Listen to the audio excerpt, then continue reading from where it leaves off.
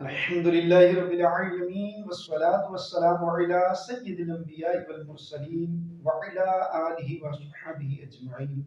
الصلاة والسلام عليك يا رسول الله وعلى آلك وأصحابك يا حبيب الله. ناظرین، آج بڑی زبردست اور بہترین ویڈیو لے کر آج کی جو ویڈیو ہے اس کا موضوع ہے حاتم طائی کے اولاد میں سے اس کی بیٹی اور اس کا بیٹا وہ کس طرح انہوں نے اسلام قبول کیا. آج اس کے متعلق بیان کیا جائے گا. اس سے پہلے میری آپ سے ریکویسٹ ہے کہ اگر آپ میرے چینل پر نئے ہیں پلیز میرے چینل کو سبسکرائب کر دیجئے، بیل آئیکن لازمی دبائیے تاکہ مزید ایسی بہترین انفارمیٹو ویڈیو آپ کو دیکھنے کو مل سکے.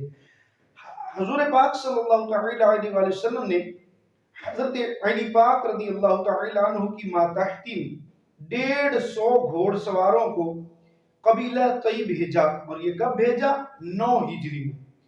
9 ہجری میں قبیلہ طی بھیجا، اور اس لیے بھیجا کہ قبیلہ طی میں جو بڑا بت خانہ ہے اس کو گرا دیا جائے.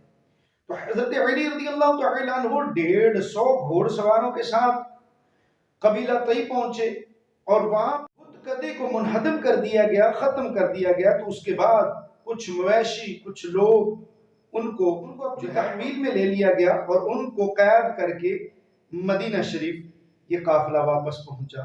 تو اس قافلے میں حاتم طائی کی بیٹی بھی موجود تھی، اور حاتم طائی کا جو بیٹا تھا جس کا نام عدی بن حاتم ہے، وہ بھاگ کر ملک شام چلا گیا.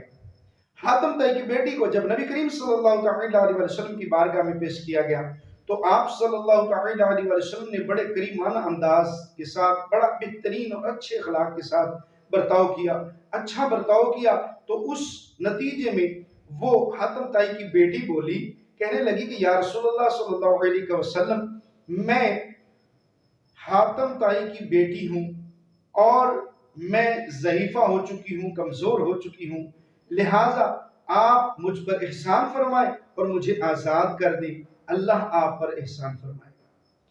آقا کریم صلی اللہ علیہ وسلم نے حاتم طائی کی بیٹی کو آزاد کر دیا، اسے ایک گھوڑا بھی دیا سواری کے لیے اور اس کو آزاد کر دیا، اور وہ مسلمان ہو کر چلی گئی.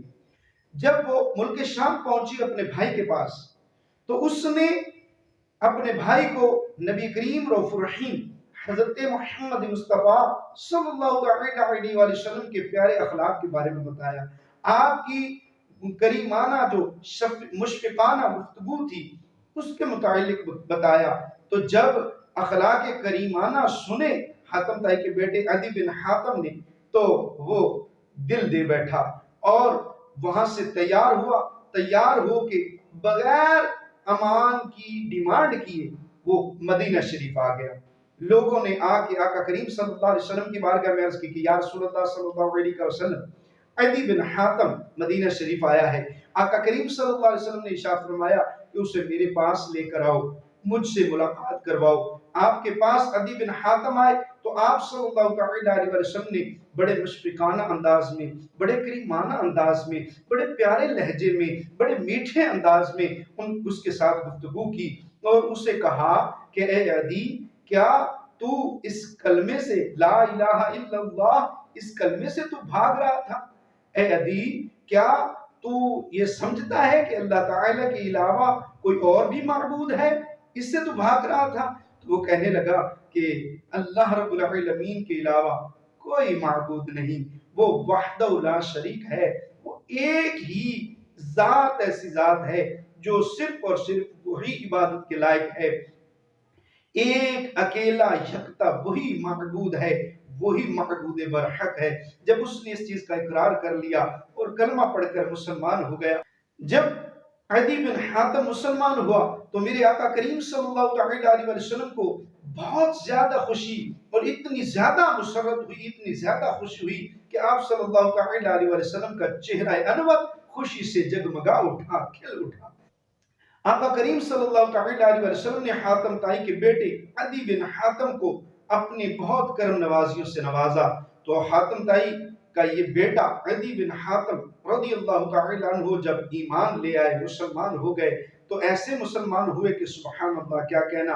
حضرت ذی وقار کو اتنے سخی تھے اور بہترین پیارے اور شان والے عظمت والے صحابی رسول تھے کہ جب صدیق اکبر رضی اللہ تعالیٰ عنہ کا دور مبارک آیا تو اس وقت صدیق اکبر رضی اللہ تعالیٰ عنہ کے دور میں بھی جب لوگ مرتد ہو رہے تھے اور زکوٰۃ کا انکار کر رہے تھے، اس وقت بھی آپ اپنے پورے قبیلے کی زکوٰۃ اکٹھی کر کے حضرت صدیق اکبر رضی اللہ تعالیٰ عنہ کی بارگاہ خلافت میں پیش کرتے تھے، تو کہ آپ رضی اللہ تعالیٰ عنہ 68 ہجری میں 120 سال کی عمر میں آپ نے انتقال فرمایا۔